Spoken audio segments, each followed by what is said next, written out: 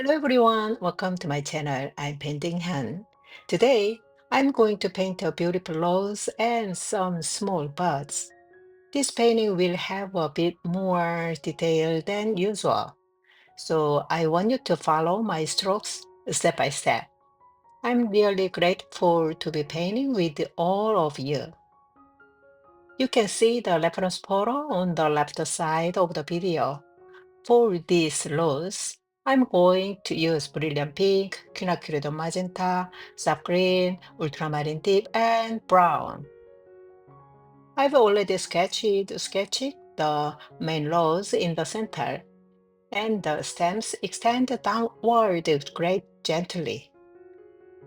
Lightly draw the position of the rose in the center, and then draw the petals one by one slowly. Today, I will follow the reference photo as closely as possible.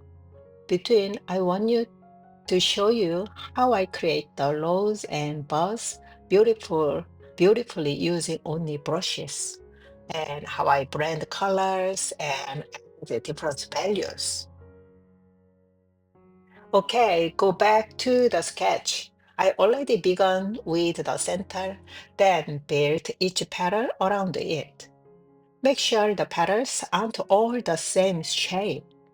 Some can be looking upward, some turns upside down or inside out. Do you notice the rhythm in my pencil and hands as I draw the rose petals? Can you feel it? When you use pencil lines for sketching, try making some them strong or light, long line or a short. Then pause for a very short moment and continue drawing again. Using lines with this kind of variation will make your drawing more lively. The same goes for coloring too. Try the brush pressing hard or soft on the paper. Pause for a moment and use long strokes to blend the colors. Repeating this will give your painting a rich, more natural look. Okay? Now I'm drawing the stems and buds. Give them a gentle curve and uneven lines. I don't like perfectly straight lines. Let's draw the leaves. The leaf shape curves slightly inward, right? I will follow that slowly using curved lines. Next, I will add the buds. In the reference photo, it's placed a little higher than the main flower. But for a better composition, I will draw it slightly lower to the left under the main flower. This way, the painting will look more balanced and stable, right? However, you can also follow the reference photo if you like. After all, this is your painting, so feel free to do it your way, okay?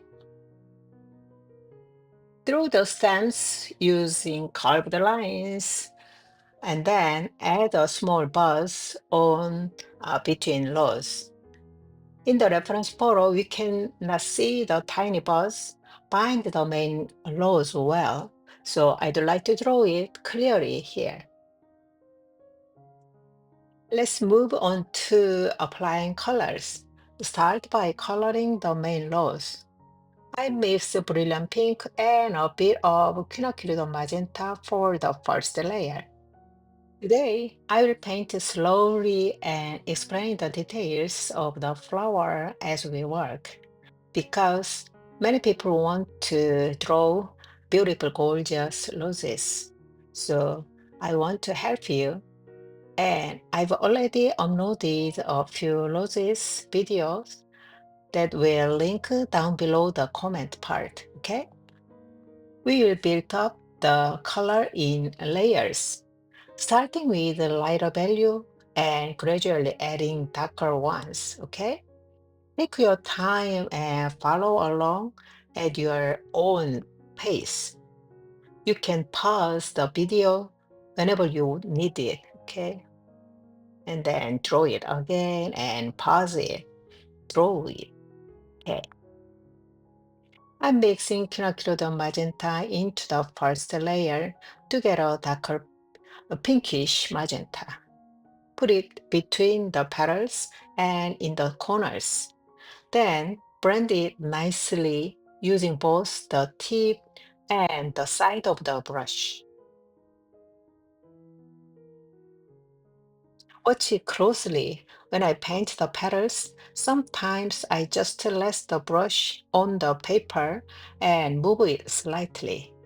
For example, take a slightly darker color, place it between the petals, and then use the side of the brush to gently shake and blend the colors.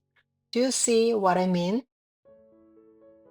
Next, switch to a smaller and shorter brush and add a darker value of color to the corner of the petals.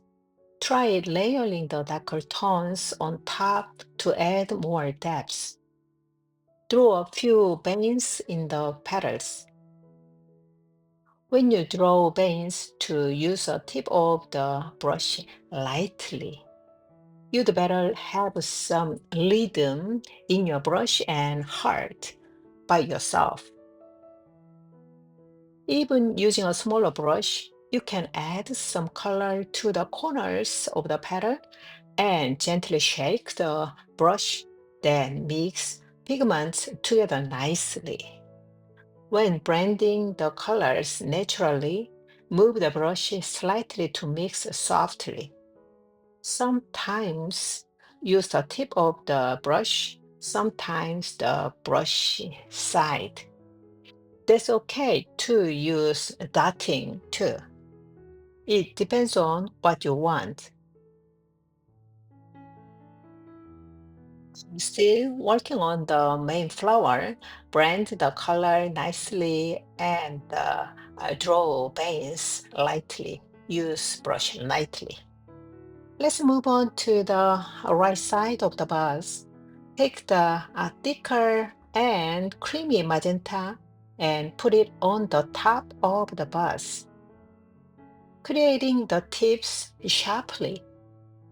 To the left side bus, you can try to add the same color and use the same brush too. I will add the middle value and color as the first one. It's time to paint the flower cups. I'm going to use a sap green, ultramarine deep, and brown. For the first layer, mix sap green and a bit of brown to put on the flower cups. Then blend it nicely and add a little bit darker value of green onto the first layer.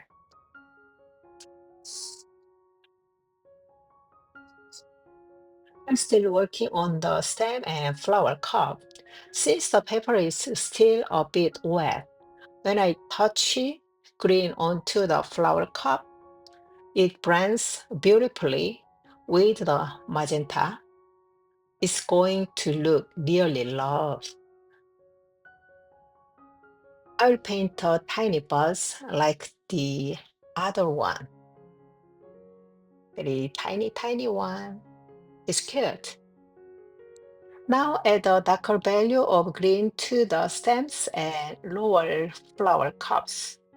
When I draw the stems, I move my brush and hands quite quickly. This gives the painting a more lively and natural feel.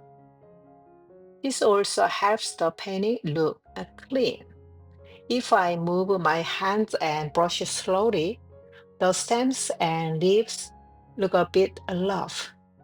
You can make some dirty spot and some dirty marks on there.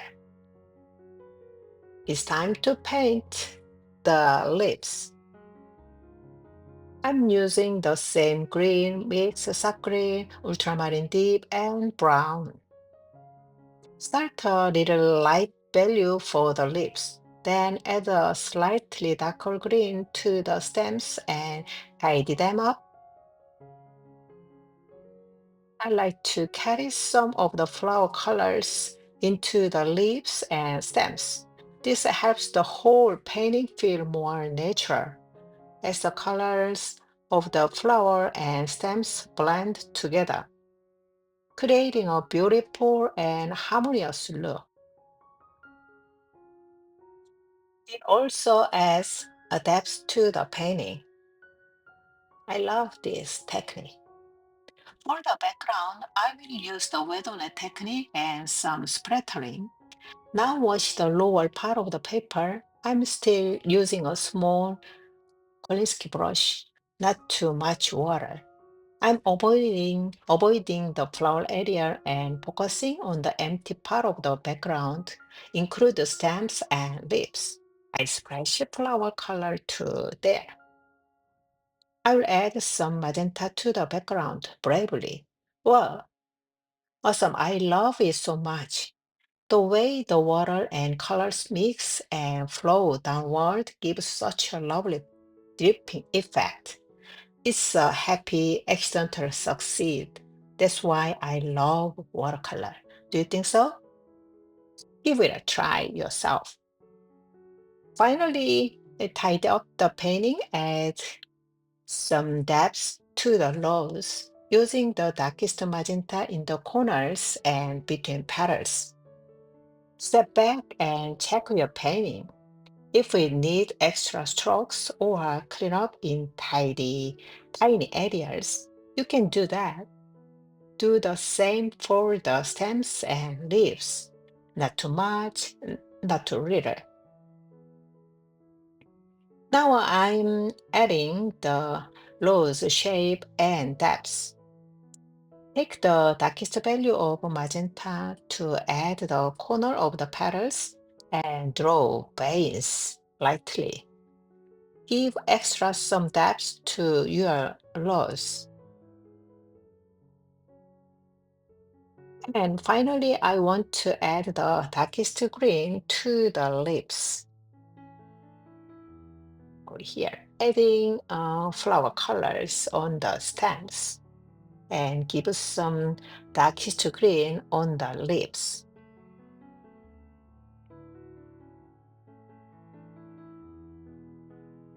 All right, our painting is almost complete.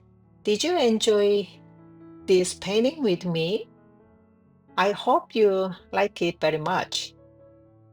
Before you go, don't forget to subscribe, hit the notification bell, and leave a comment. It really means a lot to me. Thanks for watching. See you next time. Bye.